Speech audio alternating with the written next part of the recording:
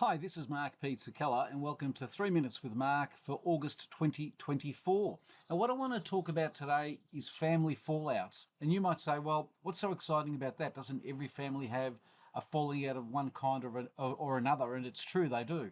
But it's the level of degree to which these fallouts occur. And it usually comes down to three things: personalities, family history, and money. Let me just focus on personalities.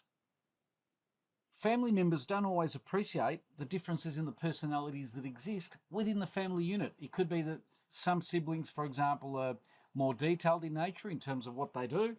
Some are strict and controlling. Others are quite laissez-faire. Whatever. They tend to go with the flow. But this mixture of different personalities leads to issues and creates tension and trouble. Not everyone's got the EQ to appreciate what it's like to stand in someone else's shoes. Let me move on to family history. There's a lot of history that happens, obviously, during the course of your life between parents and siblings, parents, I should say, and their children, and between siblings as well. And there's a lot that goes unsaid. Now, it can be the simplest of things. It could be a father that pays more attention to one child than another. It could be the father pays private school fees for one child, not another. This leads to jealousies and cracks in the family unit. And my experience is, as people get older, the cracks get bigger.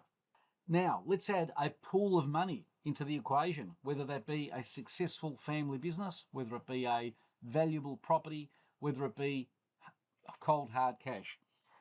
You may as well get a lump of dynamite and just put a match to it, because it can be a deadly cocktail when you combine these three elements.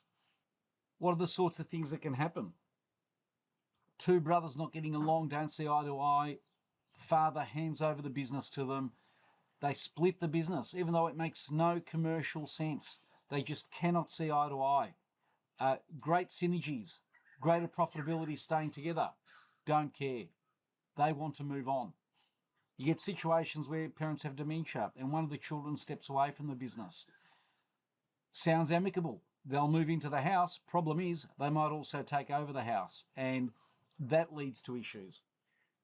Then you've got spouses, children that then marry whilst they're in business together. Everything was fine before.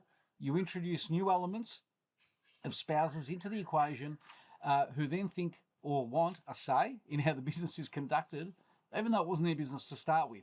But you get these push and pulls. And so you combine all those things and you notice very quickly that there's a lot of stuff that can go wrong. Now, how do we solve all these things? Well, you'll have to wait for my next video. Speak to you then.